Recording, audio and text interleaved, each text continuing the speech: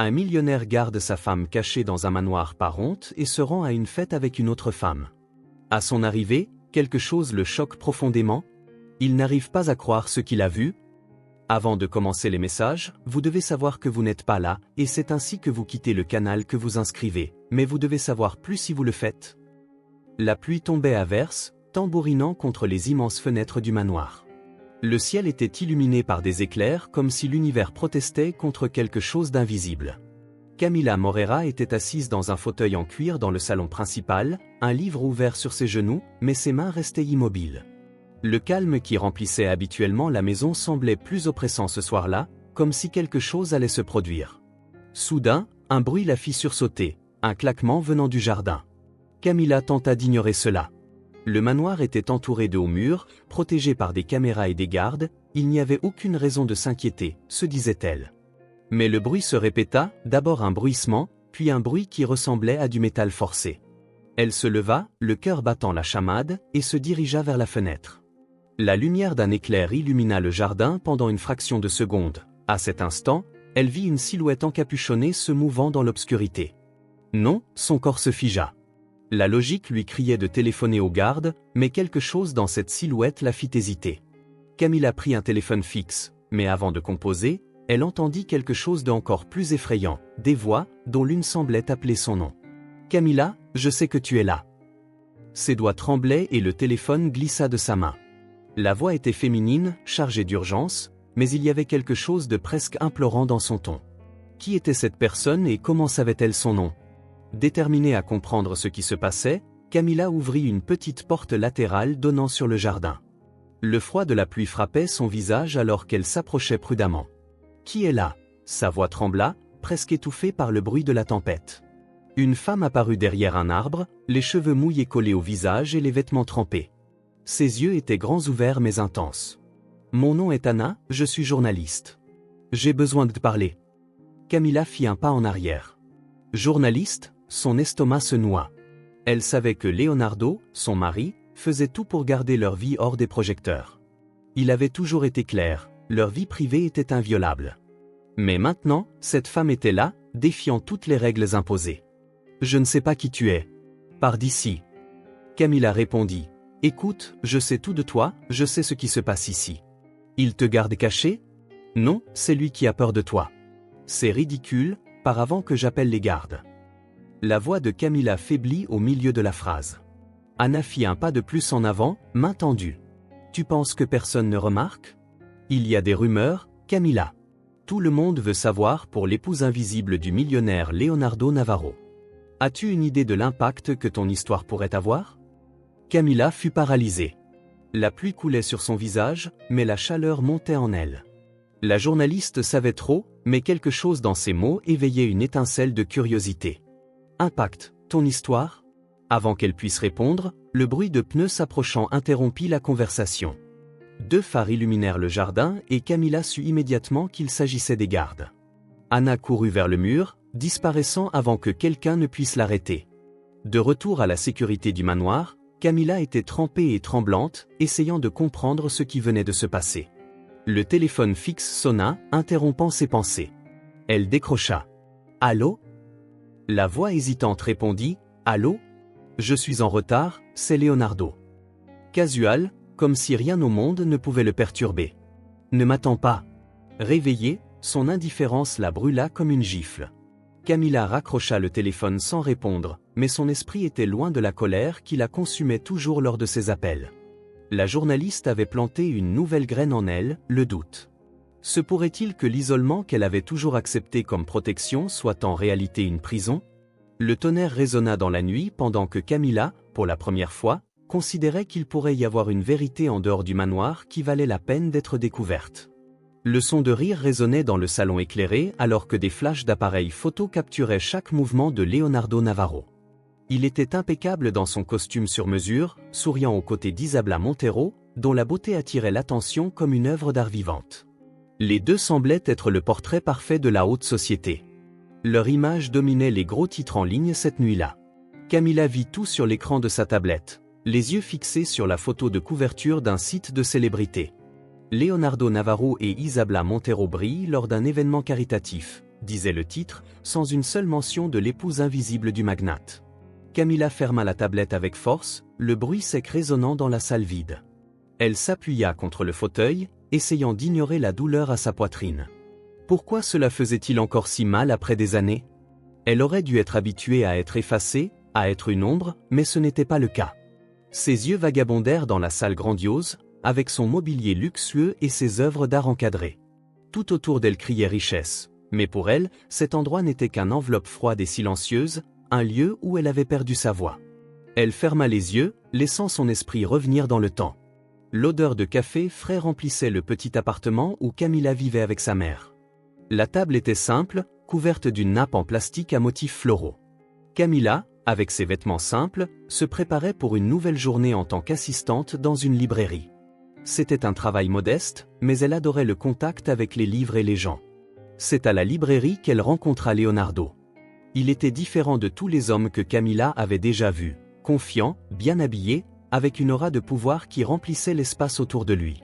Il l'aborda avec un sourire facile, achetant des livres qu'elle savait qu'il ne lirait jamais. À l'époque, Camilla n'imaginait pas ce qui allait arriver. Leonardo était charmant, convaincant, il la faisait se sentir spéciale, comme si elle était la seule personne qui comptait.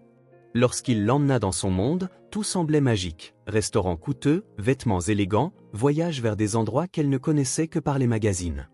Mais la magie ne dura pas longtemps. Peu après le mariage, Leonardo commença à la modeler comme si Camilla était une pièce devant s'intégrer dans le puzzle de sa vie. Il engagea des professeurs pour adoucir son accent, des stylistes pour transformer sa garde-robe et des consultants en étiquette pour lui apprendre à se comporter lors des événements de la haute société.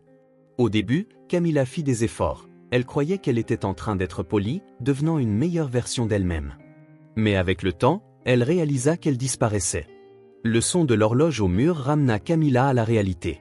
Elle regarda autour d'elle, sentant le poids des souvenirs. Tout ce qu'elle avait sacrifié pour plaire à Leonardo semblait vide maintenant. Elle alla au miroir du salon, se regardant dans le reflet. Elle vit une femme élégante mais effacée, avec des yeux fatigués et des épaules voûtées sous le poids des années de soumission. « Qu'est-ce que je suis devenue » murmura-t-elle. À ce moment-là, son esprit revint à la nuit précédente, à la journaliste dans le jardin. Les mots « ton histoire peut avoir un impact » résonnèrent en elle d'une manière qu'elle ne comprenait pas complètement. Soudain, le son d'une notification sur la tablette attira son attention. À contre-cœur, elle ouvrit l'écran à nouveau et vit un message envoyé par un numéro inconnu. « Camilla, tu n'as pas à vivre ainsi, ta voix peut tout changer. » Elle regarda fixement le message, sentant un frisson parcourir son échine.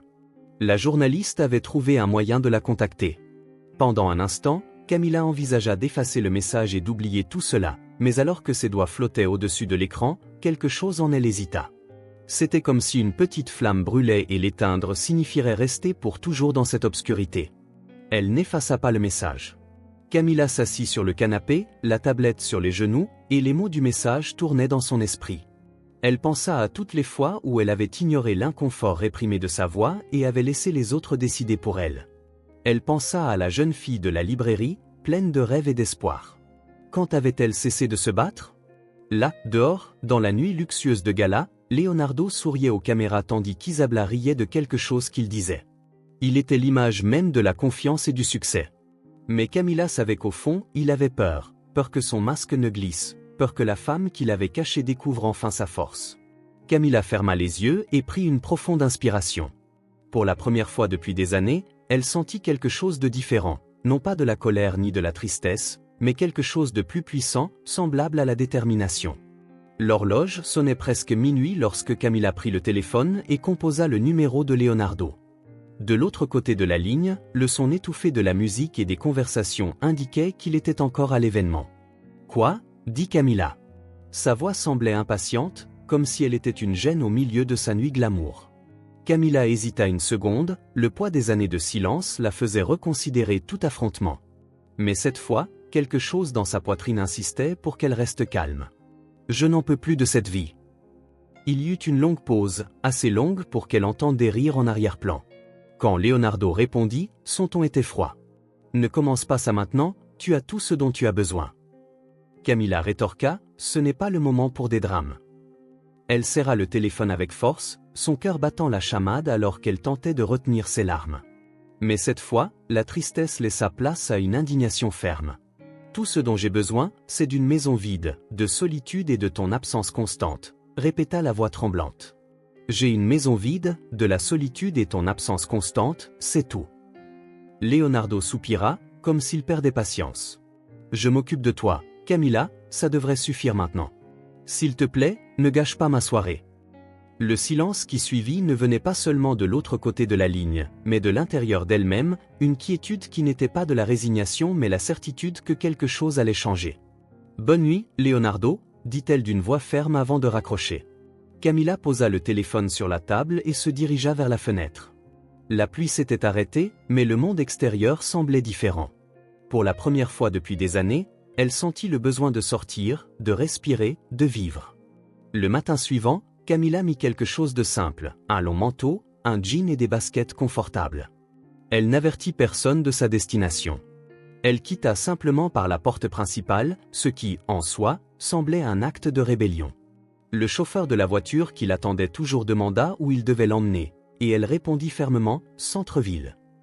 C'était une zone qu'elle n'avait pas visitée depuis des années, la dernière fois qu'elle y était été avec Leonardo, qui s'assurait qu'elle n'interagisse avec personne ou rien qui pourrait ternir son image. Cette fois, elle était seule. Alors que la voiture avançait, Camilla observait les rues. Des gens marchaient rapidement, des mères poussaient des poussettes, des couples riaient dans des cafés. C'était comme si elle avait oublié comment le monde réel fonctionnait. Le chauffeur s'arrêta devant un bâtiment modeste avec une plaque indiquant « Maison de l'espoir, soutien aux femmes ». « Êtes-vous sûr de vouloir vous arrêter ici, madame » demanda-t-il, surpris. « Oui » répondit-elle d'une voix ferme, bien que ses mains tremblaient. Camilla descendit de la voiture et entra dans le bâtiment. La première chose qu'elle remarqua fut l'énergie vibrante du lieu. L'espace était petit mais accueillant, avec des murs décorés de dessins d'enfants, des étagères pleines de livres et un groupe de femmes discutant animées autour d'une table. Une femme plus âgée, aux cheveux gris et au sourire gentil, s'approcha. « Bienvenue, puis-je vous aider » demanda-t-elle. « Je voulais juste visiter » répondit Camilla hésitante. La femme acquiesça et la conduisit dans une salle plus grande où un cercle de femmes était réuni. Camilla s'assit dans un coin, observant pendant que l'une d'elles partageait son histoire. C'était une jeune femme d'accent grave peine 20 ans qui parlait de la manière dont elle avait quitté une relation abusive avec l'aide de l'organisation. À chaque mot, Camilla sentait quelque chose en elle se briser, en même temps, se reconstruire. Quand vint le tour de Camilla de se présenter, elle hésita. Elle ne savait pas quoi dire, comment expliquer son histoire sans révéler qui elle était. « Mon nom est » Sa voix faillit un instant. « J'essaie encore de comprendre pourquoi je suis ici. » Les femmes autour d'elle sourirent et la femme plus âgée qui l'avait accueillie dit « C'est bien, parfois le premier pas est simplement d'être ici. » Après la réunion, Camilla resta un peu plus longtemps, écoutant les autres femmes parler de leur lutte et de leur résilience. Elle retourna ensuite à sa propre vie. L'une d'elles parla de comment, après des années de soumission, elle avait enfin trouvé la force de recommencer. C'était difficile, mais ça en valait la peine. Quand j'ai réalisé que je méritais plus, tout a commencé à changer. Camilla quitta l'ONG à la fin de la journée avec un sentiment qu'elle n'avait pas ressenti depuis longtemps, de l'espoir. Alors que la voiture la ramenait au manoir, elle regarda par la fenêtre et réalisa que le monde extérieur continuait de tourner, indifférent à sa douleur. Pour la première fois, cela semblait être une bonne nouvelle. De retour au manoir, Camilla entra par la porte principale avec une allure différente. Ce n'était pas un sourire visible ni un pas plus ferme, mais quelque chose dans sa posture laissait entendre que quelque chose avait changé. Ce soir-là, en regardant son reflet dans le miroir, elle ne vit pas seulement l'épouse de Leonardo Navarro. Pour la première fois depuis longtemps, elle vit quelqu'un qui était prête à se battre pour elle-même. La salle des événements était bondée, une foule élégante circulait entre les tables de cocktails tandis que des rires résonnaient dans l'air. Leonardo Navarro, avec sa posture impeccable, se déplaçait avec aisance parmi les invités. À ses côtés, Isabella Montero était une vision éblouissante dans une robe rouge qui semblait faite pour elle. « Tu es incroyable comme toujours », commenta Leonardo en lui offrant une coupe de champagne. « Et tu sais toujours comment dire les bons mots, Léo. » Isabella rit, un son qui semblait fondre l'atmosphère, tandis qu'il conversait avec d'autres invités. Leonardo remarqua quelque chose de particulier. Certaines personnes l'observaient avec des regards qui allaient au-delà de l'admiration habituelle. Des murmures discrets surgissaient dans les coins de la salle. À un moment donné, un journaliste bien connu le fixait trop longtemps. Il savait ce qui se passait. Les rumeurs sur son épouse invisible gagnaient en force et les cercles sociaux n'étaient pas indulgents avec les secrets. Leonardo s'approcha d'un groupe d'hommes d'affaires et alla droit au but. « Y a-t-il un problème, messieurs » demanda-t-il. Le groupe répondit rapidement qu'il n'y avait rien d'important, mais il était évident que les rumeurs les entouraient comme un voile. Il força un sourire, mais à l'intérieur, la colère bouillonnait. Le lendemain matin, Leonardo arriva au manoir plus tôt que d'habitude. Il entra sans prévenir, marchant avec des pas fermes vers le salon. « Où est Camilla » demanda-t-il à une des employées d'une voix froide. La femme hésita avant de répondre. « Elle est dans le jardin, monsieur Leonardo. » Il se dirigea là-bas et trouva Camilla assise sur un banc en bois, lisant un livre. Le soleil du matin illuminait son visage, lui donnant un air de sérénité qui contrastait avec le tourbillon qu'il ressentait. « Nous devons parler » dit-il d'une voix froide, coupant le silence. Camilla ferma lentement le livre avant de lever les yeux vers lui. « Leonardo, dit-elle. Tu sais très bien ce qui se passe. » Il croisa les bras. « J'ai appris que tu allais à une ONG en ville. » Camilla garda une expression sereine. « Oui, je suis allé. » Leonardo fit un pas plus près, son ton devenant plus bas mais plus intense. « As-tu une idée de ce que cela peut causer ? Des gens peuvent poser des questions. C'est inacceptable, Camilla. Tu exposes notre vie privée. » Elle soutint son regard, quelque chose qu'elle faisait rarement auparavant. « Quelle vie privée, Leonardo ? Celle où tu brilles aux côtés d'Isabella Montero tandis que je reste ici oublié, ou celle où tout le monde sait qui tu es sauf moi ?» Le ton calme et contrôlé de Camilla le désarma momentanément. Il était habitué à la soumission, pas à la résistance. « Tu ne comprends pas ce qui est en jeu. J'ai construit une image qui ne peut pas être ruinée par des impulsions, » répondit-elle. Camilla se leva, le regardant fixement. « Peut-être que le problème, c'est cette image, Leonardo. Peut-être qu'elle n'a jamais incluse moi. » Il y eut un moment de silence tendu entre les deux. Leonardo était habitué à contrôler le récit, mais pour la première fois, il ne savait pas quoi dire. « Je ne vais pas arrêter d'aller à l'ONG, » dit Camilla finalement, brisant le silence. « Et ce n'est pas un choix que tu peux m'empêcher de faire. » Leonardo serra les poings mais se retint. Il savait que la presser davantage pourrait se retourner contre lui. « Ne complique pas les choses, Camilla. Je ne fais que te protéger, toi et nous deux. Peut-être que tu devrais commencer par protéger la vérité, » répondit-elle avant de quitter le jardin, le laissant seul. Dans les jours qui suivirent, Camilla resta fidèle à sa décision.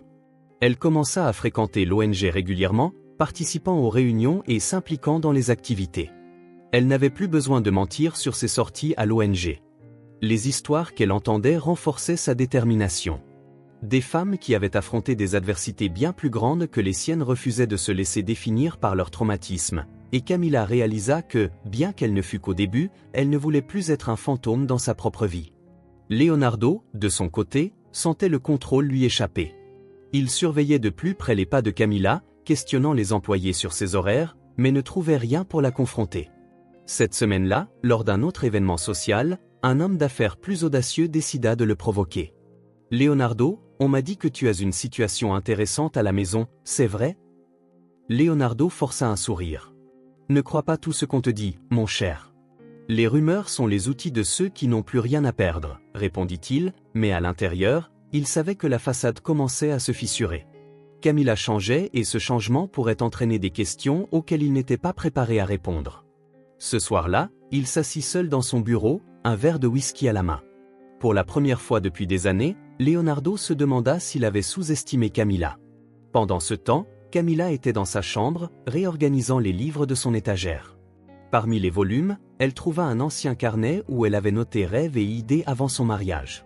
Elle feuilleta les pages et découvrit une phrase qu'elle avait écrite des années auparavant, « Je serai toujours plus que toute limite qu'on essaie de m'imposer. » Un léger sourire effleura ses lèvres, comme si cette ancienne Camilla lui murmurait qu'il y avait encore une chance de renaître.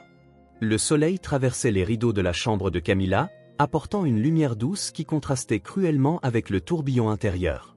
Elle se leva lentement, encore ressentant le poids de la confrontation avec Leonardo. Quelques jours plus tard, dans la cuisine, alors que le café chauffait, l'employée Clara entra à pas hésitants, tenant une enveloppe froissée. « Madame Camilla, ce colis a été laissé à la porte. J'ai pensé qu'il valait mieux le livrer directement, » dit-elle. Camilla regarda l'enveloppe, il n'y avait pas d'expéditeur, seulement son nom écrit en lettres fermes. Elle sut immédiatement qui l'avait envoyé. « Merci, Clara », répondit-elle d'une voix basse, presque inaudible, lorsque Clara quitta la pièce. Camilla ouvrit l'enveloppe avec précaution, sentant son cœur s'accélérer. À l'intérieur se trouvait une feuille de papier pliée avec des mots écrits à la main. « Camilla, ton histoire peut changer des vies. Il y a déjà suffisamment de rumeurs sur toi et Leonardo, mais les gens ont besoin d'entendre la vérité. De ceux qui comptent vraiment. Je ne dis pas que ce sera facile, mais cela peut être transformateur, non seulement pour toi, mais pour tant d'autres femmes qui vivent dans le silence. Si tu décides de parler, je serai là pour t'aider. » La signature au bas était simple, Anna. Camilla tint la lettre longtemps, l'idée de partager son histoire lui semblait effrayante, comme ouvrir une plaie qui n'avait jamais cicatrisé. Mais les mots d'Anna avaient aussi un appel qu'elle ne pouvait ignorer. Pour la première fois, quelqu'un avait suggéré que sa douleur pourrait avoir un but. Plus tard ce jour-là, Camilla retourna à l'ONG comme d'habitude. L'atmosphère accueillante du lieu la calmait et les femmes qu'elle y rencontrait l'inspiraient toujours d'une manière ou d'une autre. Ce jour-là, la réunion avait un thème central, briser le silence. L'une des coordinatrices, Laetitia, lança la conversation. « Le silence est l'arme la plus puissante de l'abus, » dit-elle en regardant le groupe. « C'est ce qui permet qu'il continue, qu'il se cache, qu'il détruise des vies. Quand nous décidons de parler, nous brisons cette arme. » Les femmes autour de la table partagèrent leurs histoires. L'une parla de comment des années de silence avaient permis à son partenaire de contrôler chaque aspect de sa vie. Une autre raconta comment elle n'avait réussi à se libérer qu'après avoir trouvé du soutien et le courage d'exposer ce qu'elle vivait. Camilla écouta tout en silence, ses mains tremblant sur ses genoux. Chaque histoire semblait résonner avec des morceaux de sa propre vie. Elle se souvint des fois où elle avait accepté d'être effacée, des nuits solitaires dans le manoir pendant que Leonardo brillait dans les fêtes. Quand ce fut son tour, Laetitia la regarda avec un sourire encourageant. « Et toi, Camilla ?» demanda-t-elle. Camilla prit une profonde inspiration. Pendant un moment, elle pensa à se retirer, mais quelque chose dans sa poitrine insista. « Je ne sais pas encore comment mettre en mots tout ce que je ressens », commença-t-elle avec une voix tremblante. « Mais je pense que vous avez raison, le silence est une prison et je suis fatiguée de vivre dedans. » Laetitia acquiesça. Le simple fait de reconnaître cela est déjà un pas énorme. « Ne te presse pas, quand tu seras prête, nous serons là. » Camilla ressentit une vague de soulagement. Pour la première fois, elle ne se sentit pas seule. En retournant au manoir cette nuit-là, Camilla tenait encore les mots de Laetitia et les histoires des femmes de l'ONG. Son esprit était divisé entre la lettre d'Anna et la possibilité de s'ouvrir sur sa propre vie. Alors qu'elle marchait dans le jardin, l'air frais de la nuit semblait nettoyer son esprit. Le silence environnant n'était interrompu que par le doux bruit des feuilles se balançant dans le vent, mais à l'intérieur d'elle, il y avait une tempête. Elle pensa à la réaction de Leonardo. S'il découvrait qu'elle envisageait de parler, il avait toujours été obsédé par le contrôle et l'idée que sa vie privée soit exposée serait intolérable pour lui. D'un autre côté, Camilla savait que le contrôle de Leonardo n'existait que parce qu'elle le permettait. Peut-être était-il temps de réécrire sa propre narration. Le matin suivant, en s'asseyant pour prendre un café, Camilla sortit la lettre d'Anna de la poche de son manteau. Elle la lut de nouveau comme si elle cherchait dans les mots ce qu'elle n'arrivait pas encore à trouver seule. Leonardo entra dans la cuisine à ce moment-là, ajustant les poignets de sa chemise. « Tu sembles distraite », commenta-t-il en lançant un regard méfiant. Camilla rangea rapidement la lettre. « Je ne pense qu'à quelque chose concernant l'ONG. » Leonardo s'arrêta, son expression se durcissant. « Je pensais que tu avais déjà laissé clair combien ton exposition publique pouvait être problématique pour nous deux. » Camilla soutint son regard. « Peut-être que le problème est que tu vois ma vie comme une extension de la tienne. » Leonardo resta silencieux, surpris par sa fermeté, mais avant qu'il ne puisse répondre, Camilla se leva de la table. « Je dois partir, j'ai une réunion importante. » Et sans attendre de réponse, elle sortit, laissant Leonardo seul avec l'expression de quelqu'un qui commençait à se rendre compte que quelque chose échappait à son contrôle.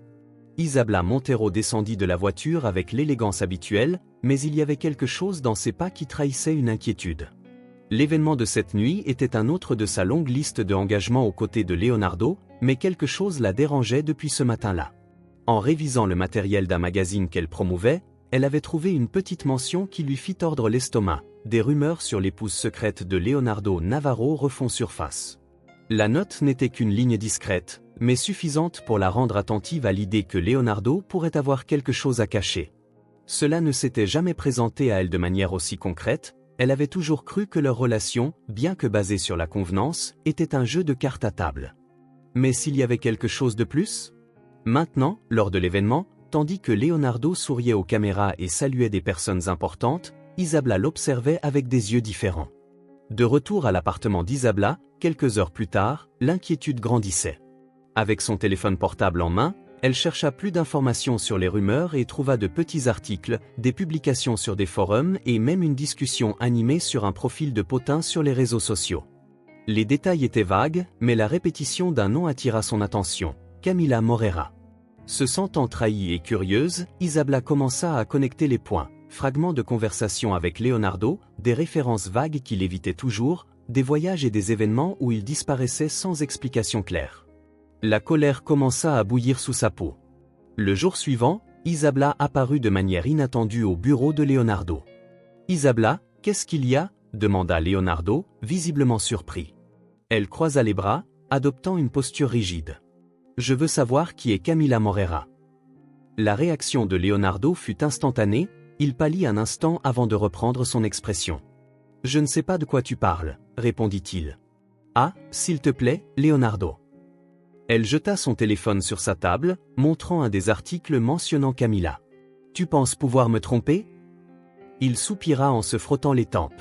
« Isabla, ce n'est pas ce que tu penses. »« Alors qu'est-ce que c'est ?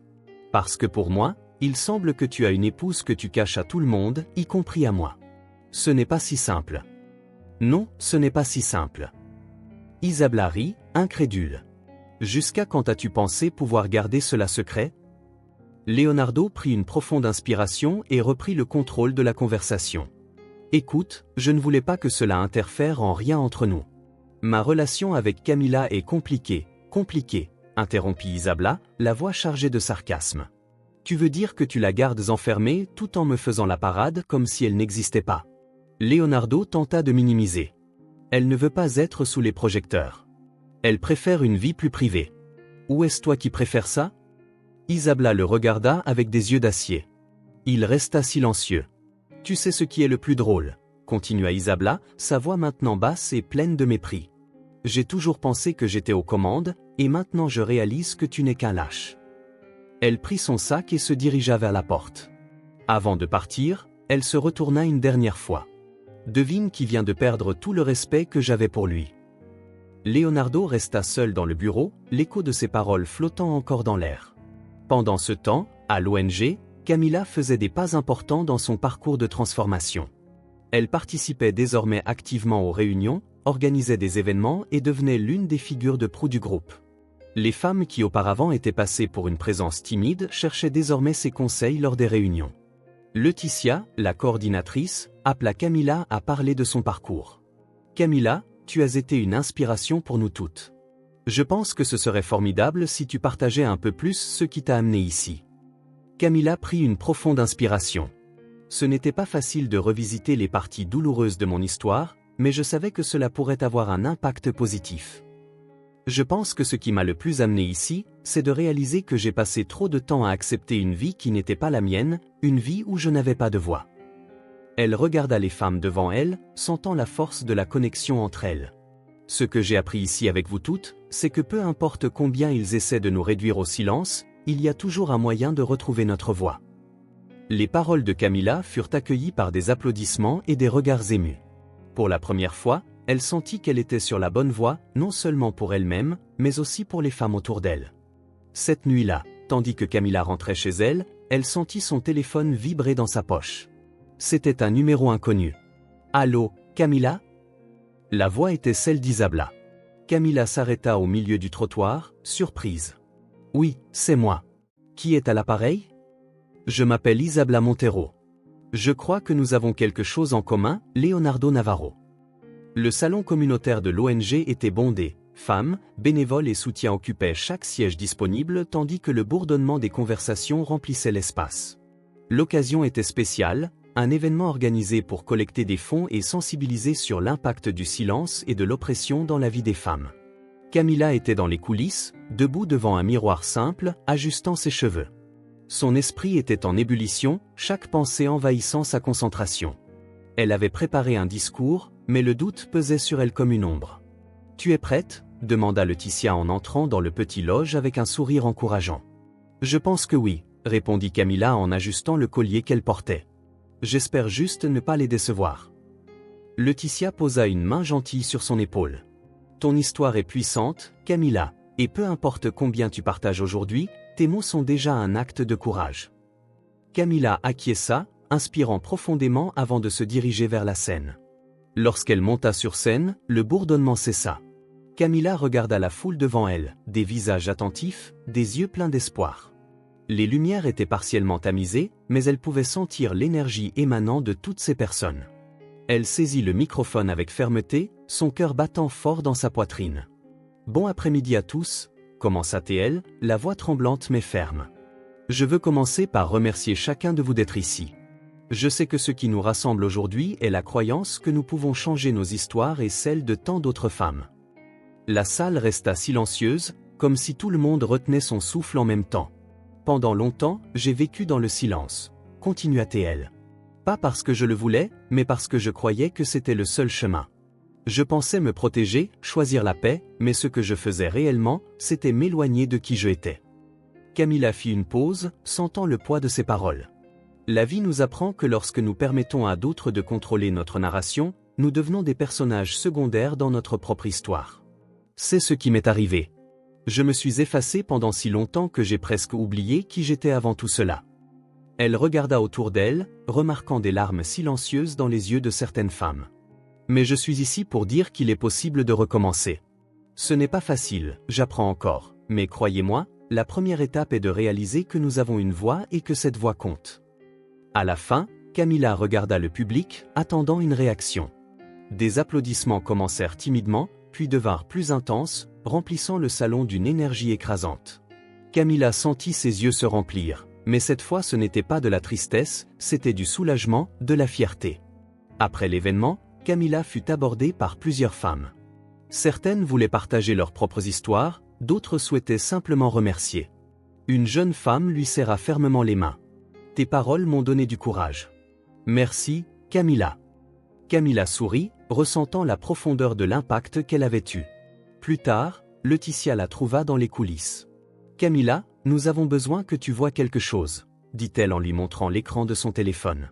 C'était une vidéo de son discours, enregistrée par un des participants et déjà en circulation sur les réseaux sociaux. La vidéo avait rapidement gagné en traction avec des centaines de likes et de partages en quelques minutes. Les commentaires louaient sa force, son courage et l'importance de son message. Camilla sentit un mélange de fierté et de nervosité. Elle savait ce que cela signifiait, plus d'exposition, plus de questions, mais en même temps, elle sentit qu'elle avait trouvé un but. Pendant ce temps, Leonardo était dans son bureau, révisant des rapports, lorsqu'il reçut un message d'un collègue « As-tu vu ça ?» Le lien joint le conduisit à la vidéo du discours de Camilla. Il regarda la vidéo, sa mâchoire se contractant à chaque mot. Bien qu'elle ne mentionnât pas directement son nom, le contexte était clair pour ceux qui connaissaient la situation. Il savait que la visibilité de Camilla était une menace directe pour son image soigneusement construite, mais ce qui le dérangeait le plus était de réaliser que Camilla changeait et qu'il n'avait plus de contrôle sur elle. Leonardo prit le téléphone et appela Camilla, mais l'appel fut ignoré. À la maison, Camilla regarda le téléphone vibrer sur la table. Elle savait que c'était Leonardo. Pour la première fois, elle ne sentit pas le besoin de répondre. Leonardo était assis dans sa salle de réunion privée, l'environnement décoré avec des meubles en bois noble et des œuvres d'art exhalant le pouvoir. Mais à ce moment-là, ce qu'il ressentait, c'était un inconfort croissant. « Cela doit être résolu rapidement », dit Leonardo. La voix d'un des directeurs de son entreprise fendit l'air comme une lame. Les autres cadres acquiescèrent fermement. « Les rumeurs ne sont plus contenues », continua l'homme, et maintenant avec cette vidéo qui circule. Leonardo appuya ses coudes sur la table, massant ses tempes. Il avait regardé le discours de Camilla des dizaines de fois, chaque mot s'enfonçant comme un couteau. Bien qu'elle n'ait pas mentionné son nom, ceux qui connaissaient sa vie privée pouvaient faire les connexions. « Ma femme n'a rien dit directement sur moi ou sur notre relation. C'est de la pure spéculation, » répondit-il d'une voix plus défensive que prévu. « Cela peut être de la spéculation pour toi, mais pour le public, c'est du carburant, » rétorqua l'autre directeur. Leonardo prit une profonde inspiration. Il savait que la force de son image publique résidait dans sa perfection. Le mari dévoué, l'homme d'affaires visionnaire, le philanthrope qui soutenait de bonnes causes. Toute faille dans cette narration était une menace pour l'empire qu'il avait construit. « Je vais m'en occuper », affirma-t-il en se levant. « Vous n'avez pas besoin de vous inquiéter. » Mais en sortant de la salle, il ressentit quelque chose qu'il expérimentait rarement, le doute. Cet après-midi-là, Leonardo arriva à la maison plus tôt que d'habitude. Il trouva Camilla dans le jardin, coupant quelques fleurs pour un arrangement. Elle était sereine, le soleil illuminant ses cheveux, et pendant un instant, il hésita. « Camilla » dit-il. Elle se retourna lentement, tenant une fleur dans ses mains. « Quoi de neuf, Leonardo ?» Il tenta de sourire, bien qu'il ressentît le poids de la tension entre eux et voulait parler. « J'ai regardé ton discours » dit-il. Il s'approcha, sa voix contrôlée. C'était inspirant. « Merci » dit-elle sans émotion. « Mais tu dois comprendre comment cela peut être interprété. » « Camilla, les gens font des suppositions et j'essaie de te protéger, toi et nous deux, » dit-il. Elle haussa les sourcils en posant la fleur de côté. « Protéger ? Protéger qui ? Exactement parce que jusqu'à maintenant, il semble que tout ce que tu veux protéger, c'est ton image. » Leonardo prit une profonde inspiration. « Je ne suis pas là pour me disputer. En fait, je veux montrer que je me soucie de toi, » dit-il en sortant une petite boîte de sa poche et la lui tendit. À l'intérieur, il y avait un collier serti de diamants brillants à la lumière du soleil. Camilla regarda le cadeau, puis lui. « C'est sérieux ?» demanda-t-elle, la voix chargée d'incrédulité. « Je voulais juste que tu saches que je te valorise. » Elle referma la boîte et la remit dans sa main. « Tu penses pouvoir m'acheter avec un collier ?» Leonardo rétorqua, « Ce que je veux de toi n'est pas à vendre. »« Et toi, qu'est-ce que tu veux alors ?»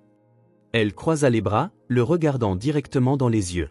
« Je veux du respect, je veux la liberté, je veux être vu comme plus qu'une extension de toi. » Leonardo fit un pas en arrière, comme si ses paroles étaient un coup physique. « Camilla, tu te laisses emporter par tout ça, ces gens à l'ONG, ce mouvement que tu penses diriger, ce n'est pas toi. » Elle sourit légèrement, mais il y avait une pointe déguisée dans ce sourire. « Peut-être que tu n'as jamais connu la vraie Camilla. » La même nuit, Leonardo se rendit au bureau pour rencontrer un vieil ami, Roberto, un avocat qui gérait toujours ses affaires les plus délicates. « Ça devient incontrôlable, » dit Leonardo. « Roberto, j'ai besoin d'une OBS un instant, » avant de répondre. « La solution n'est pas légale, Leonardo.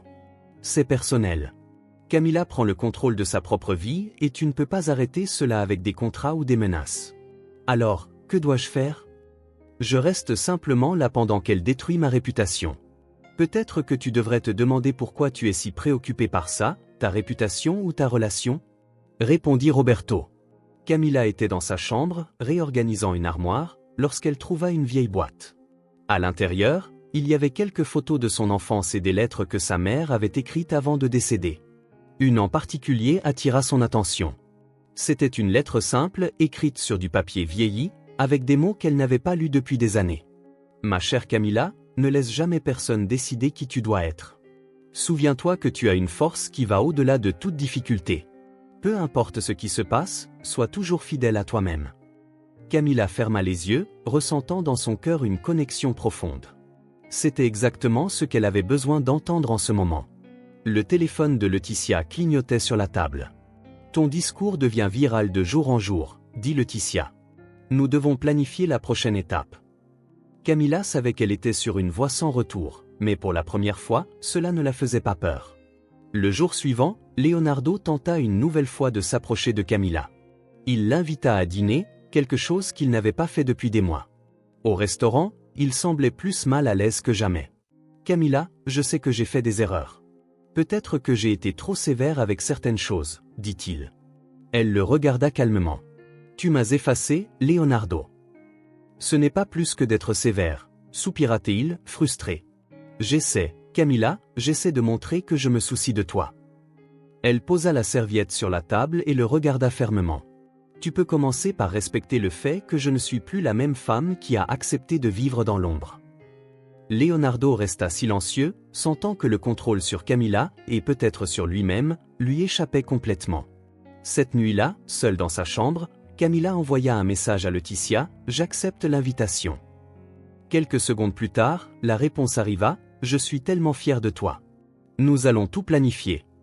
Camilla sourit légèrement, mais le poids de la décision était toujours là. Elle savait qu'elle s'engageait dans quelque chose de grand, quelque chose qui pourrait changer sa vie pour toujours, et pour la première fois, elle n'avait pas peur.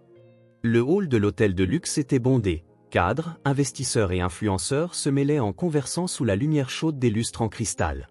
C'était un événement d'affaires important pour Leonardo Navarro, un lieu où des alliances stratégiques seraient forgées et des contrats millionnaires discutés. Leonardo était dans son élément, entouré de personnes qui l'admiraient et pendant à ses lèvres. À ses côtés, Isabela Montero affichait son sourire impeccable comme toujours, jouant parfaitement le rôle de partenaire public. Mais Isabela était différente ce soir-là. Son sourire semblait plus forcé, ses gestes plus tendus depuis la conversation avec Leonardo au bureau. Elle avait commencé à connecter les points concernant Camilla et maintenant, l'image parfaite qu'il projetait commençait à se désintégrer sous ses yeux. Pendant que Leonardo présentait sa nouvelle stratégie d'expansion à un groupe d'investisseurs, Isabela prit discrètement son téléphone portable et ouvrit un onglet dans le navigateur. Là, c'était la vidéo de Camilla, qu'elle avait regardée tant de fois qu'elle connaissait ses paroles par cœur. À chaque phrase que Camilla prononçait, Isabela sentait un nœud se former dans sa poitrine. Elle réalisa que Leonardo n'était pas seulement un homme contrôlant, il avait menti à elle et manipulé tous ceux qui l'entouraient. Finalement, lorsque Leonardo termina sa présentation par un toast, Isabela ne put plus contenir son indignation.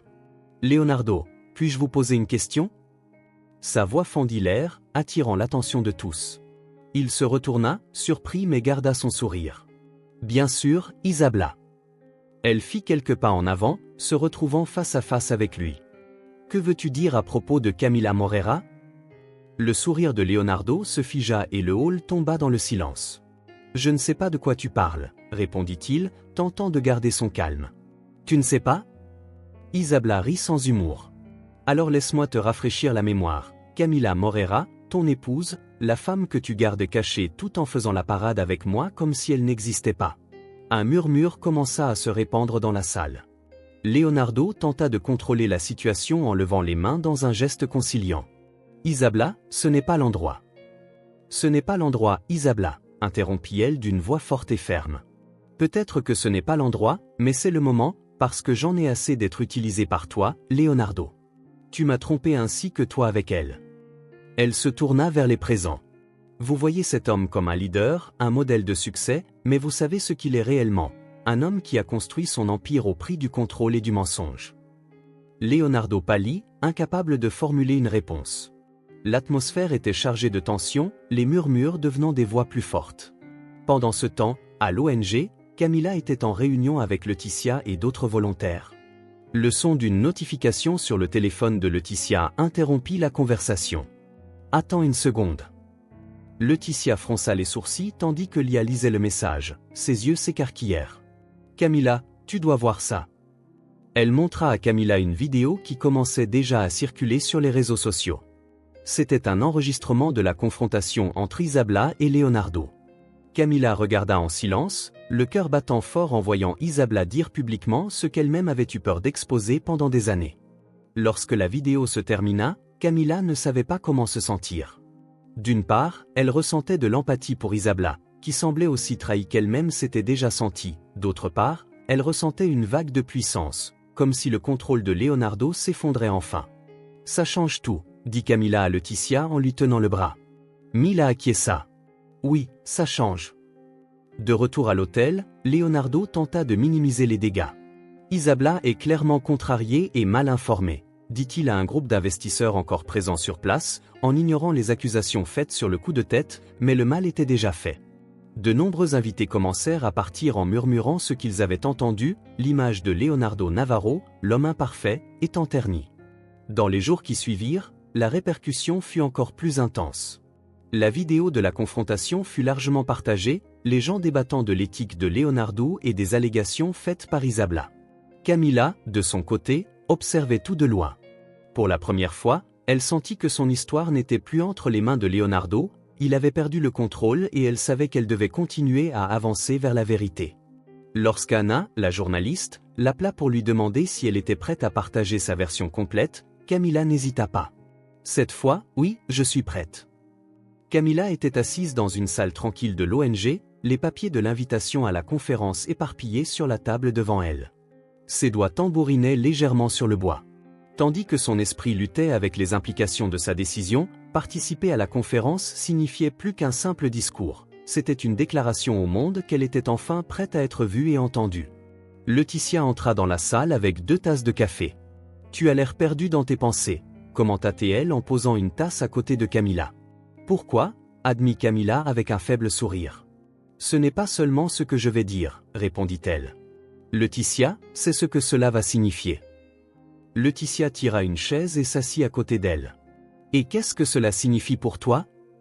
Camilla regarda la fenêtre où le soleil commençait à se coucher à l'horizon. « Je suis prête à laisser le passé derrière moi, à dire cette version de moi-même qui a accepté le silence pendant si longtemps qu'elle a fini par disparaître. »« Alors, tu as déjà pris ta décision ?» demanda Laetitia. Camilla acquiesça. « Oui, j'y vais. » Plus tard ce soir-là, en rentrant à la maison, Camilla trouva Leonardo l'attendant dans le salon. Il était assis dans un des fauteuils, tenant un verre de whisky, la pièce était sombre, éclairée seulement par la douce lumière de la lampe à côté de lui. « Tu rentres tard » dit-il. « J'étais à l'ONG » répondit Camilla sans s'arrêter, retirant son manteau et le posant sur le porte-manteau près de la porte. Leonardo se pencha en avant, les yeux fixés sur elle. « J'ai reçu un message aujourd'hui à ton sujet. On dirait que tu prévois de participer à une conférence. » Camilla s'arrêta un moment, puis se retourna pour le regarder. « C'est vrai. » Leonardo soupira en secouant la tête. « Camilla, j'ai déjà dit que c'était dangereux pour toi et pour moi. » « Non, Leonardo, c'est dangereux seulement pour toi. » Les mots la frappèrent comme un coup. Il se leva, croisant les bras. « Tu joues avec le feu. »« Tu n'as aucune idée de comment cela peut devenir incontrôlable, » répondit-elle, faisant un pas en avant tout en le regardant fixement. « Pendant des années, tu m'as dit comment vivre, quoi faire, qui être, mais sais-tu ce que j'ai réalisé? Ce qui est hors de contrôle, c'est toi. Je veux juste éviter que tu ne commettes une erreur. » Leonardo insista, sa voix plus basse, presque en suppliant. « La seule erreur que j'ai commise, c'est de te laisser décider à ma place, et ça, c'est fini. » Elle passa devant lui et monta les escaliers, le laissant seul avec son indignation silencieuse. Dans les jours qui suivirent, Camilla se plongea dans la préparation de son discours. Assise à une table de l'ONG avec Laetitia et d'autres bénévoles à ses côtés, elle griffonnait des idées dans un carnet. « Tu dois parler de l'impact de ta transformation », suggéra Laetitia. « Pas seulement pour toi, mais pour les femmes qui te regardent maintenant comme un exemple, » ajouta une des bénévoles. « Sans transformer cela en quelque chose de vindicatif. »« Votre histoire est déjà puissante en soi », acquiesça Camilla. Elle voulait que ces mots parlent de dépassement, pas d'amertume. Elle n'avait pas besoin de vengeance contre Leonardo, sa liberté était une victoire plus grande. « Je veux commencer en parlant du silence », dit Camilla en notant. « Comment il nous maintient prisonnières, comment nous avons appris à l'accepter comme une partie de nous. » « C'est excellent, » et Laetitia demanda ensuite. « Ensuite, je veux parler de comment nous avons découvert notre voix, du pouvoir de dire stop, » ajouta Camilla.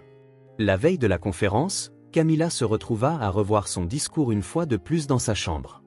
Mais au lieu d'anxiété, elle ressentait une calme inattendue. Elle savait que c'était plus que des mots sur une scène, c'était le début d'une nouvelle vie. Le téléphone vibra avec un message d'Anna, la journaliste. « Bonne chance demain, je serai dans le public.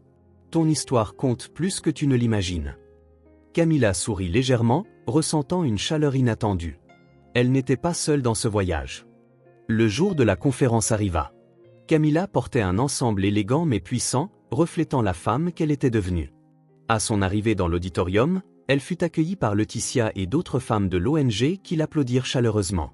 En attendant son tour dans les coulisses, elle écouta les discours d'autres oratrices, chacune apportant des histoires émouvantes et inspirantes.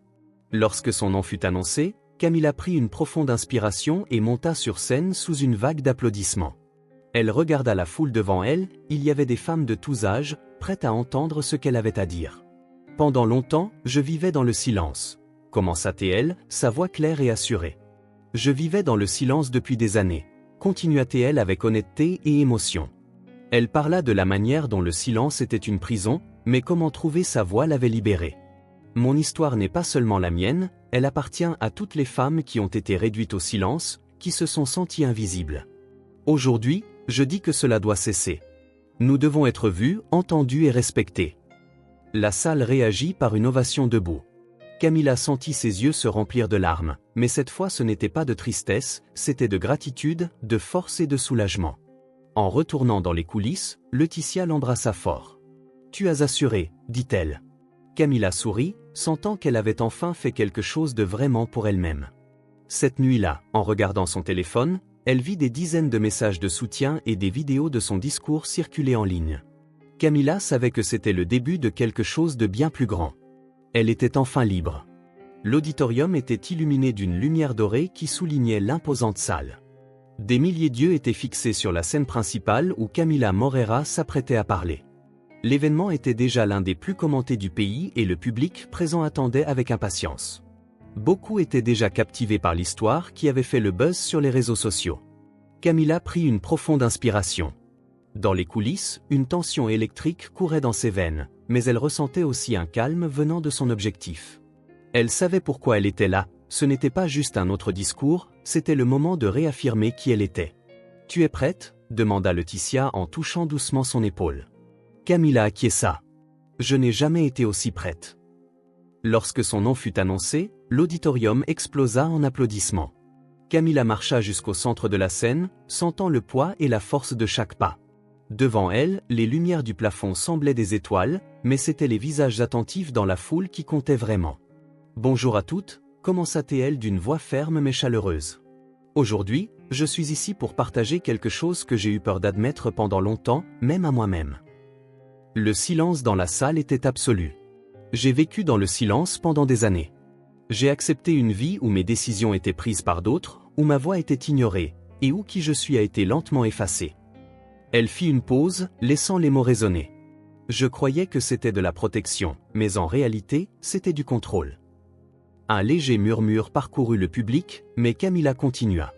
Ce silence n'était pas seulement le mien, il appartient à des millions de femmes qui ont été apprises à se taire, à se contenter de moins que ce qu'elles méritent. Aujourd'hui, je suis ici pour dire que cela doit cesser. Les applaudissements commencèrent à résonner, mais Camilla leva légèrement la main, demandant le calme. Trouver ma voix n'a pas été facile et ce n'est pas quelque chose que j'ai fait seule. C'est l'union d'autres femmes qui m'ont montré que je n'étais pas seule, que mon histoire avait de la valeur, que j'avais la force de changer. Elle regarda les premières rangées où Laetitia et d'autres femmes de l'ONG étaient assises, les yeux brillants de fierté. Et c'est pour cela que je suis ici pour vous dire qu'ensemble, nous sommes plus fortes que nos voix combinées, que nous avons le pouvoir de transformer le monde. Lorsqu'elle termina, le silence initial fut brisé par une explosion d'applaudissements si intense qu'il semblait faire trembler l'auditorium. Camilla sentit des larmes couler sur son visage, mais cette fois c'étaient des larmes de gratitude et d'accomplissement. Alors que Camilla descendait de la scène, le modérateur annonça une pause avant la prochaine présentation. La foule commença à se disperser, mais l'énergie dans l'auditorium restait palpable. Parmi les présents, une figure familière était assise dans les dernières rangées, Leonardo Navarro, qui était initialement venu à l'événement pour observer discrètement, se sentait de plus en plus mal à l'aise. Les paroles de Camilla étaient comme des poignards, il ne voulait pas les affronter de sitôt. Soudain, une journaliste s'approcha de lui. C'était Anna, la même journaliste qui avait tenté de contacter Camilla des mois auparavant. « Monsieur Navarro, puis-je vous poser une question ?» dit Anna en tenant un micro. Leonardo hésita. « Je préfère vraiment ne pas parler maintenant, » répondit-il. Mais Anna ne se laissa pas intimider. « Vous croyez que votre absence dans le parcours de croissance de votre épouse a été un facteur déterminant pour qu'elle puisse enfin se libérer du silence ?» Les mots d'Anna tranchèrent l'air comme une lame. D'autres journalistes autour commencèrent à prêter attention, pointant micro et caméra vers Leonardo. « Je ne pense pas que ce soit le moment ou le lieu pour ce genre de questions, » répondit-il avec le ton froid qu'il utilisait pour désarmer les critiques. Mais Anna insista, « Avec tout le respect, monsieur Navarro, votre épouse est montée sur cette scène aujourd'hui et a inspiré des milliers de personnes. Elle a trouvé sa propre voix, quelque chose qui, selon de nombreux témoignages, a été réprimé pendant des années. Ne ressentez-vous pas le besoin de reconnaître votre absence dans ce processus ?» Le public commença à murmurer, certaines personnes s'approchant pour entendre ce qui se passait. Leonardo ferma les yeux un instant, essayant de contrôler ce qui semblait être une tempête interne. Il savait que chaque mot serait analysé, chaque geste amplifié. Finalement, il se leva, ajustant son costume. « Oui, je ressens que le murmure s'intensifie, et tout le monde reste silencieux, attendant la suite. » Leonardo regarda le micro dans la main d'Anna, puis l'auditorium autour de lui. C'était comme s'il se trouvait pour la première fois devant un tribunal dont il ne pouvait échapper. La personne la plus importante de ma vie, commença-t-il, je laisse mon orgueil, mes insécurités et mon désir de contrôle éclipser la femme incroyable qu'elle est. Il respira profondément, la voix tremblante légèrement. Aujourd'hui, en entendant ces paroles, je réalise que Camilla est beaucoup plus forte et courageuse que je n'aurais jamais imaginé. Et la vérité est que je ne mérite pas d'être ici à parler d'elle. Leonardo regarda autour de lui, sentant le poids du silence. Je ne peux que dire que je suis profondément désolé. Je ne peux pas changer le passé, mais j'espère qu'elle sait que je suis reconnaissant pour sa force et son inspiration. De là où il était, dans les coulisses, Camilla vit une partie de la scène sur le moniteur de diffusion. Elle ne s'attendait pas à ce que Leonardo soit là, encore moins qu'il parle publiquement d'elle. Laetitia s'approcha en posant une main sur son épaule. « Comment tu te sens ?» demanda-t-elle. Camilla prit un moment pour répondre. « Pour la première fois, je sens qu'il comprend enfin qu'il ne peut pas me contrôler. » L'auditorium resta silencieux, le poids des paroles de Leonardo Navarro résonnant dans l'air. Il était au centre de l'attention, entouré de journalistes, de caméras et du public réunis pour l'événement. Il n'y avait pas de planification ou de contrôle sur ce qui allait se passer, une réaction brute et réelle face à la question incisive qui l'avait désarmé. Leonardo regarda autour de lui, prit une profonde inspiration. Pour la première fois, il ressentit la vulnérabilité qu'il avait toujours évitée. « Camilla Morera », commença-t-il d'une voix basse mais claire. Ce n'est pas seulement une femme qui a surmonté le silence, c'est quelqu'un qui a affronté ce qui semblait impossible, même quand la personne qui aurait dû la soutenir était l'une des raisons de sa douleur. Les murmures dans l'auditorium cessèrent. Chaque mot semblait peser des tonnes et le public écoutait avec une attention absolue. « J'ai passé des années à essayer de construire une image de perfection, continua-t-il, mais dans le processus, j'ai échoué à être une personne décente. J'ai ignoré ce qui compte vraiment, j'ai ignoré ma femme, j'ai étouffé sa voix et sous-estimé sa force. » Leonardo fit une pause, comme s'il avait besoin de reprendre son souffle. Il regarda directement une des caméras, sachant que ses paroles seraient diffusées au-delà de cet auditorium. « Camilla, je sais que les mots ne seront jamais suffisants pour réparer ce que j'ai fait.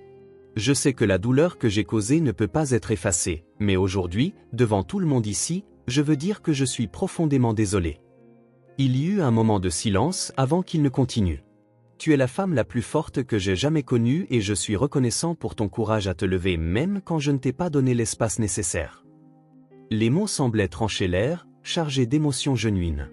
Leonardo, qui avait toujours été impitoyable en public, semblait maintenant un homme complètement différent, humble, exposé et sincère. Le silence fut brisé par des applaudissements timides qui rapidement grandirent jusqu'à remplir l'auditorium. Ceux qui étaient là en tant qu'observateurs ressentirent la force de ce moment. Dans les coulisses, Camilla regarda tout cela sur le moniteur, ses mains entrelacées et serrées fort. Elle ne s'attendait pas à ce geste, ni ne savait comment y réagir. Laetitia s'approcha, remarquant son agitation. « Tu penses qu'il est sincère ?» demanda-t-elle. Camilla ne répondit pas immédiatement, tant d'émotions étaient en elle qu'il était difficile de tout traiter. « Pour la première fois, je pense que oui, » répondit-elle finalement. Après l'événement, Leonardo attendait dans un coin de l'auditorium, entouré de personnes voulant commenter son discours, mais ses yeux étaient fixés dans une direction, l'entrée des coulisses où Camilla apparaîtrait éventuellement. Lorsqu'elle sortit enfin, le public fit de la place. Tous observaient en silence tandis qu'elle marchait vers lui, sa posture ferme et son regard résolu. Leonardo fit un pas en avant mais s'arrêta, attendant un signe de sa part. « Leonardo » dit Camilla d'une voix presque chuchotée.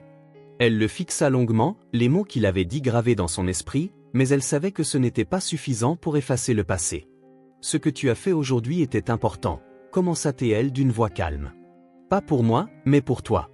Admettre tes erreurs est le premier pas, mais ne confonds pas cela avec la rédemption. » Leonardo acquiesça, ses épaules semblant porter un poids énorme. « Je n'attends pas que tu me pardonnes, Camilla. Je veux seulement que tu saches que je suis prêt à changer, même si cela signifie rester loin de toi. » Camilla prit une profonde inspiration, sentant les émotions bouillonner en elle. Une partie d'elle voulait s'éloigner immédiatement, mais une autre savait que ce moment était plus grand que les deux. « Le changement dont tu parles doit être réel, » dit-elle. « Leonardo, pas seulement pour moi, mais aussi pour toi. » Leonardo la regarda, les yeux pleins de regret. « Je sais, » répondit-il.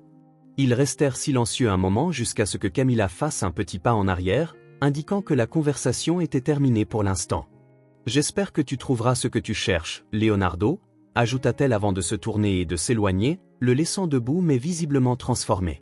Plus tard cette nuit-là, Camilla retourna à l'ONG, réunie avec Laetitia et d'autres bénévoles. L'énergie était vibrante, toujours portée par le succès de l'événement et l'impact de son discours. « C'était une journée incroyable, dit Laetitia, et tu as été extraordinaire, Camilla. » « C'était une journée de changement, répondit-elle avec un léger sourire tandis que les autres femmes conversaient. Camilla prit un carnet et commença à écrire. C'était le début de quelque chose de nouveau, un journal, un espace pour enregistrer ses réflexions et les prochaines étapes. Sur la première page, elle écrivit « La liberté n'est pas la fin, mais le commencement. Aujourd'hui, je suis maîtresse de mon histoire. » C'était une matinée ensoleillée et Camilla était à l'ONG, préparant les matériaux pour un atelier d'art qu'elle avait organisé pour les femmes du projet. L'endroit était plein de vie, avec des rires et des conversations animées en arrière-plan. Les murs de l'espace exposaient désormais des tableaux peints par des femmes qui y avaient trouvé refuge et une façon de s'exprimer. L'une des artistes les plus talentueuses était Marina, une jeune femme que Camilla avait rencontrée peu après avoir commencé à fréquenter l'ONG. Marina avait affronté des années de défis personnels, mais avait trouvé dans la peinture un moyen de renaître. Camilla était fière de voir comment l'art transformait des vies, y compris la sienne. Alors qu'elle rangeait les pinceaux, une des bénévoles entra dans la salle. « Camilla, quelqu'un t'attend dehors. » Elle fronça les sourcils, intriguée. Lorsqu'elle sortit dans la cour, elle trouva Leonardo tenant un grand cadre couvert d'un tissu blanc, avec une expression sérieuse mais plus contenue que d'habitude. « Que fais-tu ici » demanda-t-elle, gardant une voix neutre. Leonardo fit un pas en avant. « Je voulais te remettre quelque chose, un cadeau. » Camilla croisa les bras, méfiante. « Leonardo, tu sais que tu ne peux pas acheter mon pardon, ce n'est pas ça, » répondit-elle. Il secoua la tête, sa voix sincère. « Je promets, c'est juste quelque chose que j'ai pensé pouvoir symboliser ce que nous vivons. » Sans attendre plus, il tira le tissu, révélant une peinture éblouissante. C'était une explosion de couleurs vibrantes, des tons d'or, de bleu et de vert entrelacés dans un mouvement qui semblait représenter la transformation et la liberté. En bas à droite, il y avait la signature de Marina, S. Marina. Camilla resta sans voix. Elle reconnut immédiatement le style de Marina, mais ce qui la toucha profondément était le titre de l'œuvre, discrètement écrit en haut du cadre, Renaissance. « J'ai demandé à Marina de créer ça, » dit Leonardo d'une voix basse. « Elle m'a dit que tu étais la personne qui l'avait aidé à croire à nouveau en son talent.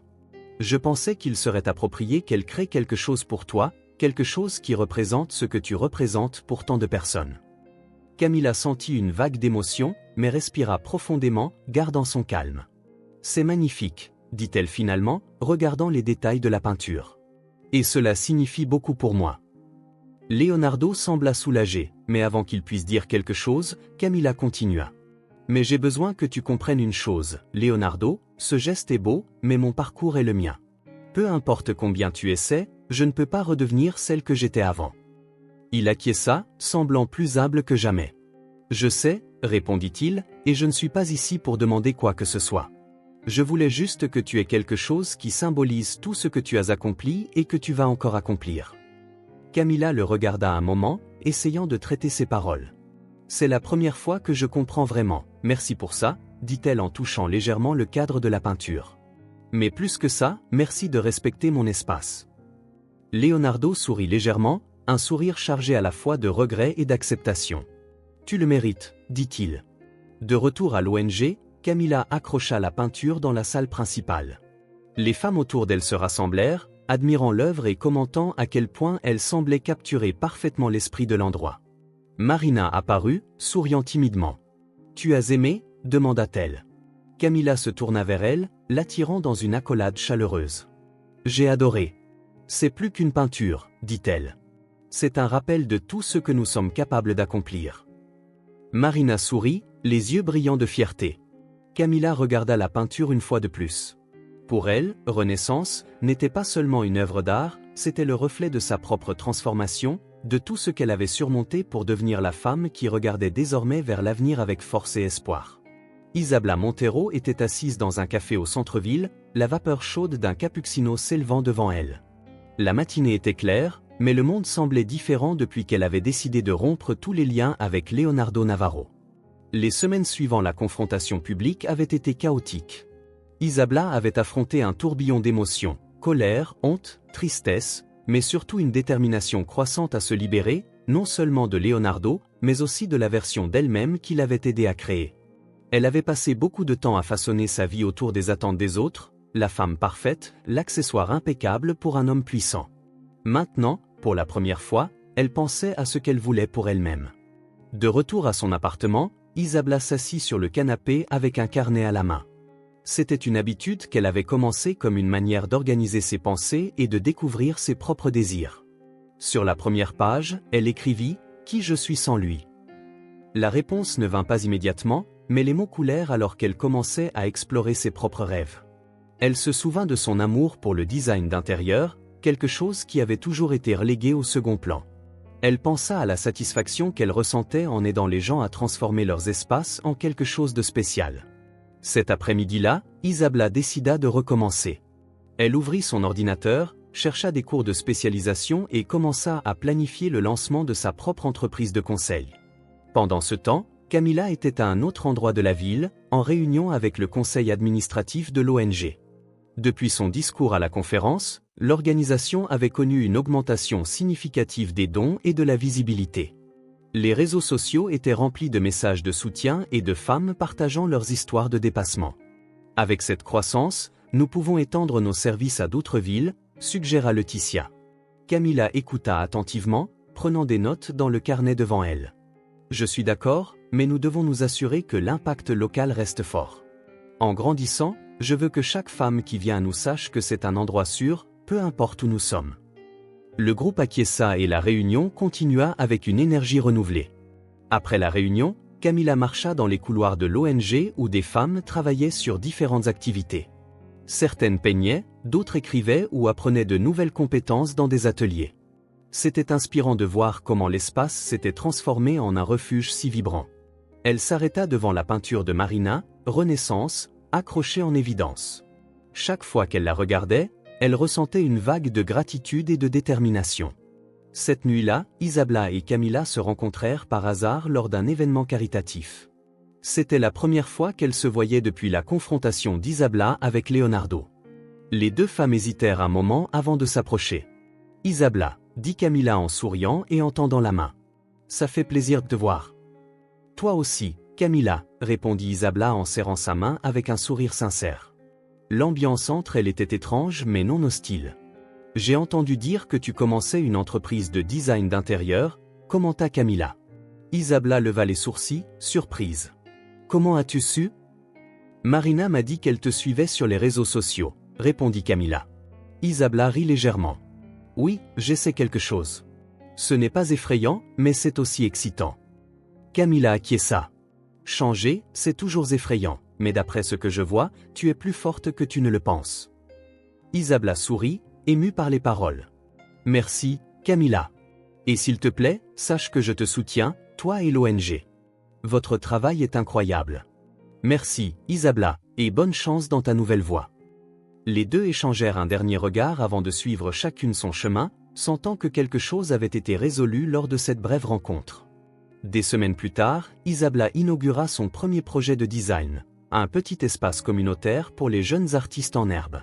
La satisfaction de créer quelque chose de significatif lui fit réaliser qu'elle était enfin maître de sa vie. Camilla, pour sa part, voyageait pour inaugurer une nouvelle succursale de l'ONG dans une autre ville, emportant avec elle la même mission qui la poussait depuis le début, aider d'autres femmes à se libérer de leur silence et à se retrouver. Toutes deux savaient que leurs histoires ne faisaient que commencer. L'auditorium de l'ONG était rempli et l'attente dans l'air était presque palpable. C'était une journée importante marquée par une annonce qui promettait de transformer l'ampleur du travail que Camilla et son équipe avaient accompli. Des femmes de tous âges, des bénévoles, des sponsors et des journalistes s'étaient réunis pour entendre les nouveautés sur l'avenir de l'organisation. Camilla était dans les coulisses, ajustant son blazer et observant l'agitation à travers le rideau. Bien qu'elle soit habituée à parler en public, ce moment avait un poids particulier. Laetitia entra dans la salle avec un sourire confiant.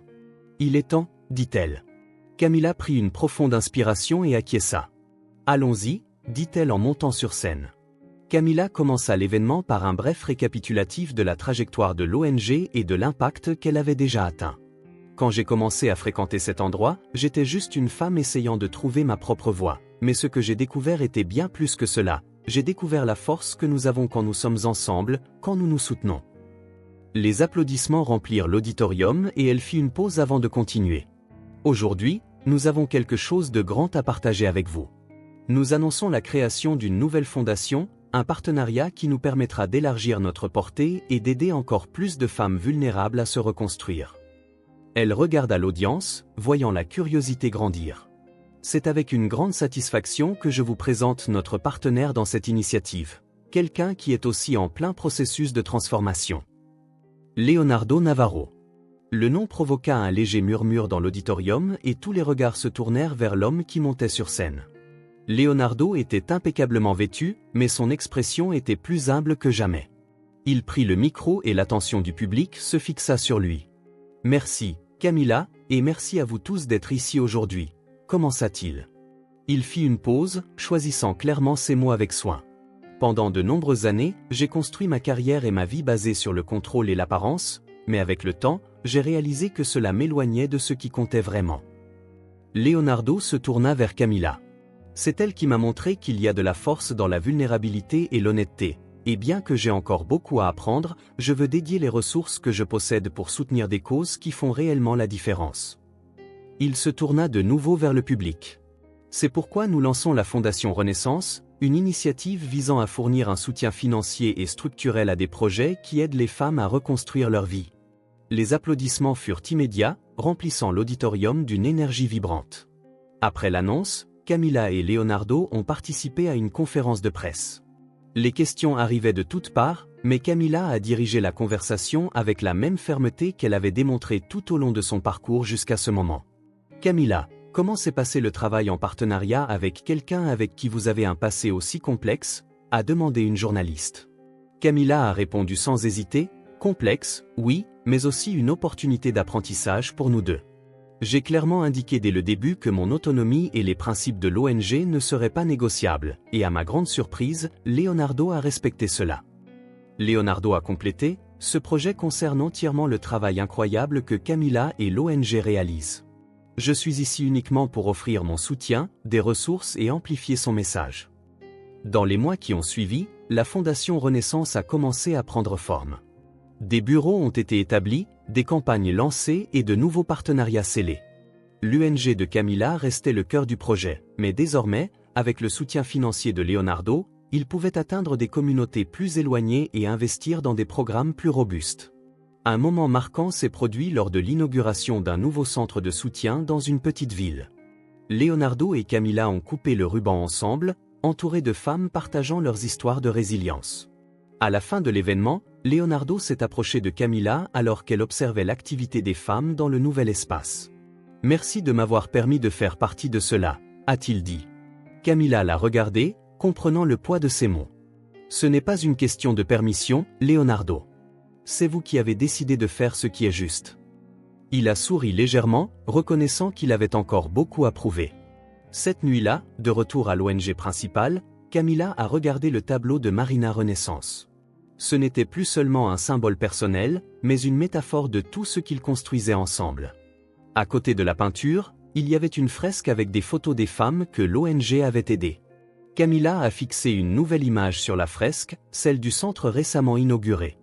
Elle a reculé d'un pas, admirant ce qu'elle était devenue, un reflet visuel de tant de parcours. Renaissance, a murmuré Camilla pour elle-même, sentant que ce mot n'avait jamais eu autant de sens. Les mois suivants ont été marqués par une activité intense. Des centres de soutien ont commencé à apparaître dans plusieurs villes, chacun adapté aux besoins locaux, et la portée de l'initiative grandissait rapidement. Le nom de Camilla Morera devenait synonyme de transformation, tandis que Leonardo Navarro était vu sous une nouvelle lumière, un homme cherchant à réparer le passé et à rediriger son influence vers le bien. Malgré l'expansion de la fondation et la collaboration croissante entre eux, Camilla et Leonardo maintenaient leurs interactions professionnelles strictement délimitées. Chaque réunion rappelait combien ils avaient changé et combien ils devaient mûrir pour que toute relation, même en tant que partenaires sociaux, fonctionne sans conflit. Dans l'un des nouveaux centres de la Fondation, Camilla conversait avec un groupe de femmes récemment arrivées. Elles partageaient des histoires de surmonter les obstacles, leur visage marqué par un espoir renouvelé. Leonardo est arrivé un peu plus tard, discrètement, avec une ardoise à la main. Il avait pris un rôle plus actif en coulisses, révisant les processus administratifs et gérant les dons de grands investisseurs. Bien que ce ne fût pas son domaine d'expertise, il semblait déterminé à apprendre. « Comment ça se passe » a-t-il demandé. « Ça se passe bien », a répondu Camilla avec un sourire contenu. C'est gratifiant de voir comment cet espace change déjà des vies. Leonardo a acquiescé en observant les femmes discuter en arrière-plan.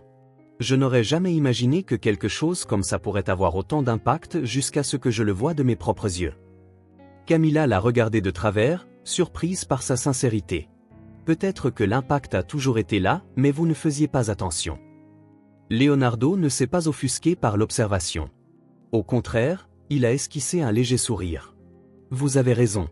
J'ai passé trop de temps à regarder au mauvais endroit. Une semaine plus tard, Camilla et Leonardo ont participé à une réunion stratégique sur les prochaines étapes de la fondation. La salle était pleine de bénévoles et de coordinateurs, tous échangeant des idées sur les futurs programmes. Nous devons élargir les programmes de formation professionnelle, a suggéré Laetitia. La demande augmente et les femmes qui viennent ici ont besoin d'outils pratiques pour se relever. Je suis d'accord, a répondu Camilla. Mais nous devons aussi garantir que chaque centre dispose d'un soutien émotionnel suffisant. Nous ne pouvons pas nous concentrer uniquement sur la formation sans aborder les traumatismes qui les ont amenés jusqu'à nous. Leonardo a pris la parole avec un ton plus prudent. C'est crucial, mais nous devons aussi penser à la durabilité financière. Les investisseurs aiment les résultats concrets et mesurables. Si nous montrons des chiffres prouvant l'efficacité de ces programmes, il sera plus facile d'obtenir un soutien continu. Camilla l'a regardé pensivement. Vous parlez comme un entrepreneur, Leonardo, et ce n'est pas exactement ce dont nous avons besoin de ma part ici. Il a rétorqué avec un sourire discret. La salle a ri doucement, et Camilla n'a pas pu s'empêcher de sourire aussi. Malgré leurs approches différentes, une complémentarité commençait à émerger. Cette nuit-là, après la réunion, Camilla et Leonardo ont décidé de visiter ensemble l'un des centres de la fondation qui rencontrait des défis logistiques. Le voyage était long et la route sinueuse semblait refléter le parcours compliqué qu'ils avaient parcouru ensemble.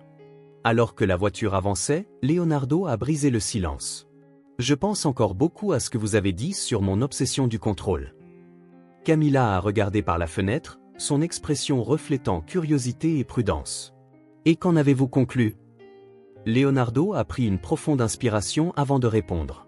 « Vous aviez raison. Je pensais que contrôler les choses était la seule façon de tout maintenir en ordre, mais en réalité, je m'étouffais tout autour de moi, y compris vous. » Camilla s'est tournée vers lui, surprise par la vulnérabilité dans sa voix. « Reconnaître cela est un bon début, Leonardo, mais changer prend du temps. Je sais que peut-être je ne pourrai jamais tout réparer, mais j'essaie, et c'est ce qui compte. » À leur arrivée au centre, ils ont été accueillis par une équipe épuisée mais déterminée. Les installations rencontraient des problèmes d'approvisionnement, et Leonardo s'est immédiatement proposé pour trouver des solutions pratiques.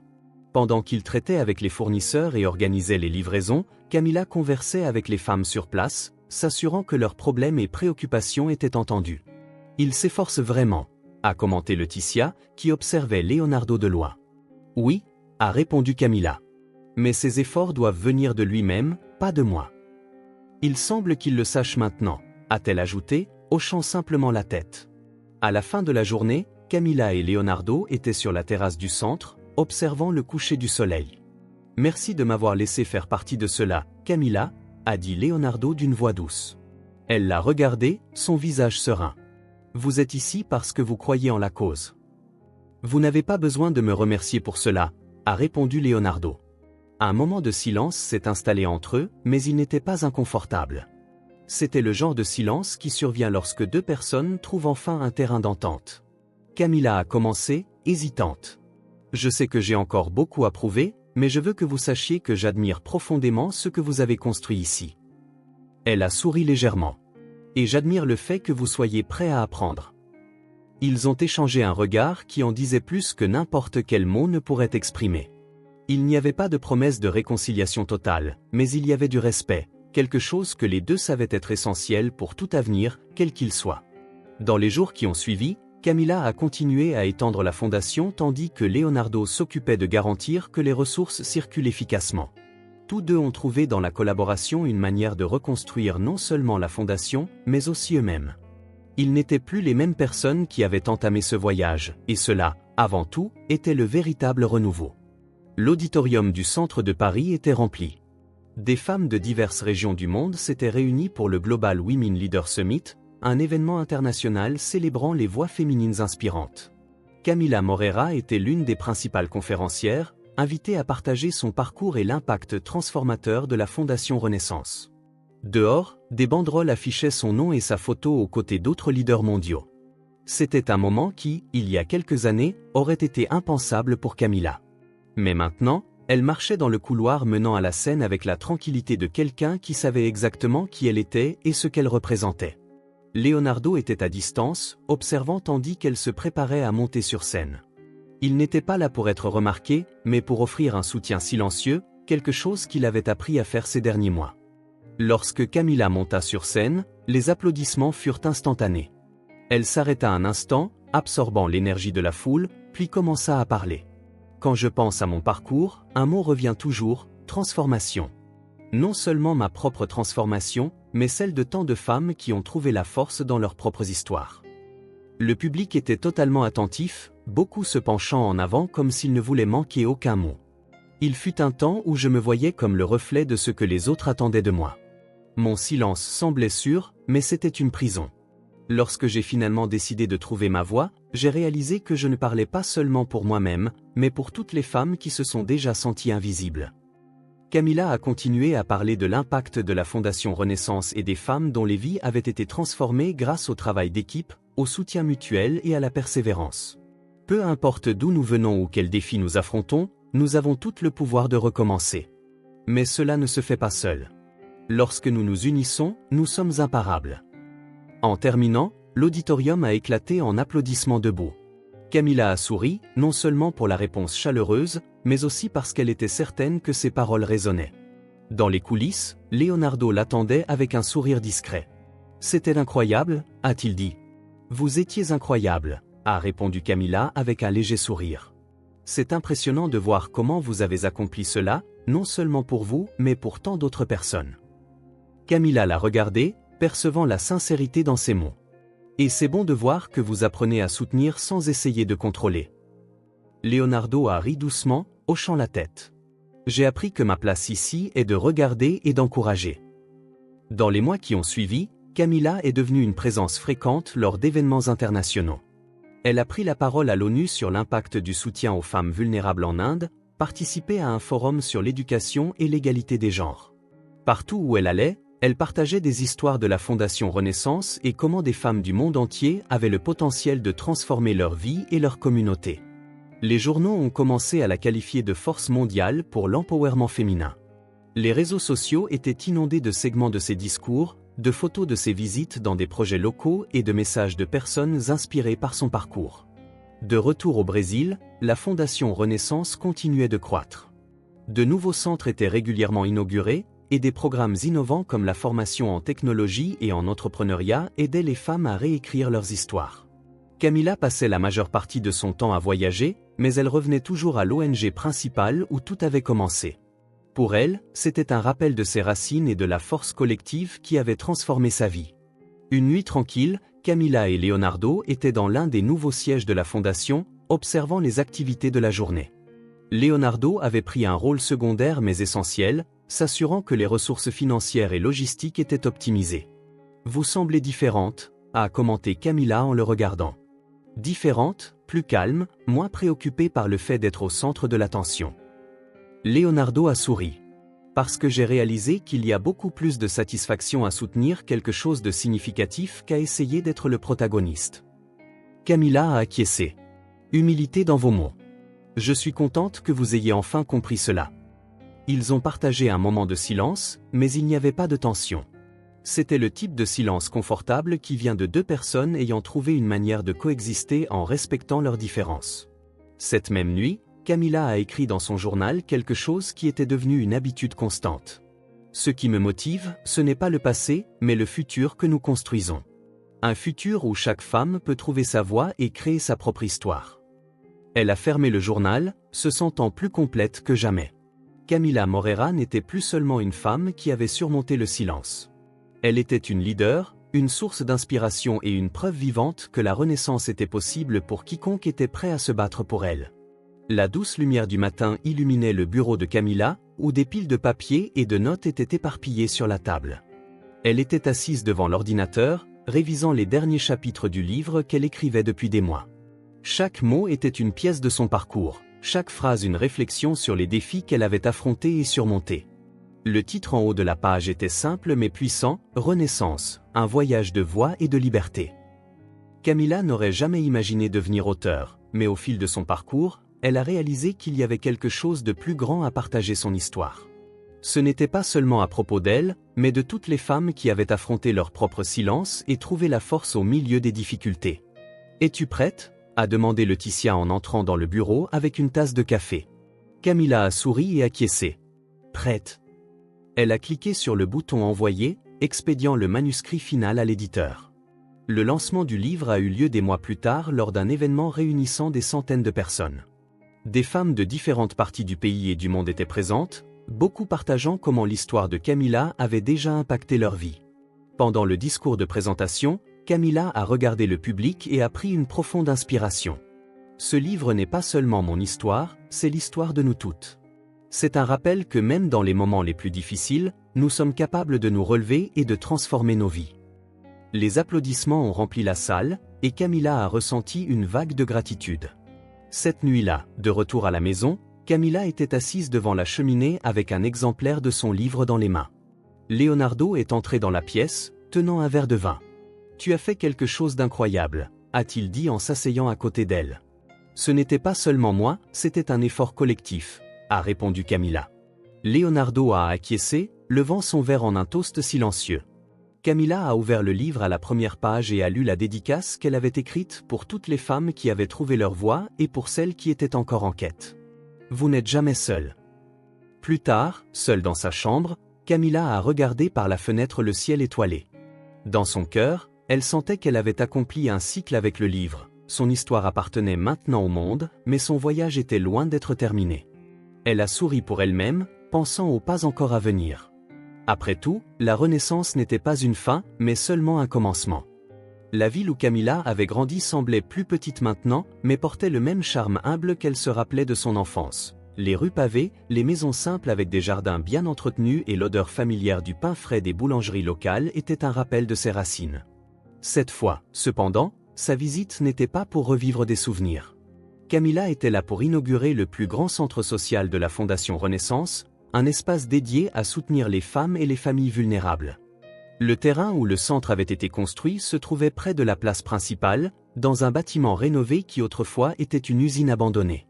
Désormais, les murs peints de fresques vibrantes reflétaient l'espoir et le renouveau. Des enfants jouaient dans la cour tandis que des femmes entraient pour découvrir les ateliers et les programmes offerts. Camila observait l'agitation avec un léger sourire, ressentant la familiarité du lieu se mêler à la fierté du moment. Leonardo est arrivé peu après, descendant d'une voiture avec une posture discrète, comme il le faisait lors des événements récents.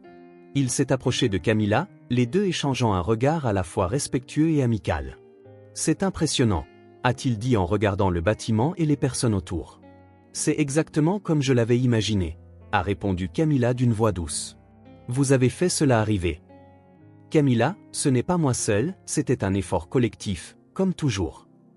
Leonardo a acquiescé, réalisant que ses paroles contenaient vérité et humilité. La cérémonie d'inauguration a commencé avec Camila montant sur la scène improvisée dans la cour.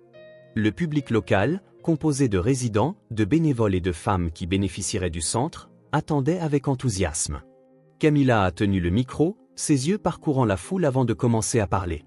Revenir à cet endroit où mon histoire a commencé est plus qu'une réalisation personnelle, c'est un rappel que nos racines ne nous définissent pas, mais nous façonnent. Un murmure d'approbation a parcouru l'assemblée. J'ai grandi ici, entouré de défis mais aussi de personnes qui croyaient au travail acharné et au pouvoir de la communauté. C'est pourquoi ce centre n'est pas seulement mon héritage, c'est un cadeau pour cette ville, pour vous qui faites partie de ce que je suis. Les applaudissements ont été immédiats, mais Camilla a levé la main doucement, demandant le silence. Le nom de ce centre est Renaissance parce que je crois que, peu importe où nous commençons, nous méritons toute la chance de recommencer. Après le discours, Camilla a parcouru le centre accompagnée de Leonardo et Laetitia, qui géraient les opérations. Ils ont visité les salles de classe, les ateliers d'art et les espaces communautaires. À chaque coin, il y avait quelque chose de spécial, une phrase inspirante peinte sur le mur, un espace pour les enfants, une zone où les femmes pouvaient apprendre de nouvelles compétences. À la fin de la journée, Camilla s'est assise sur un banc de la cour, observant les lumières du bâtiment alors que les dernières personnes quittaient les lieux. Leonardo l'a rejoint, lui tendant une bouteille d'eau. « On dirait que tout est à sa place », a-t-il dit, brisant le silence.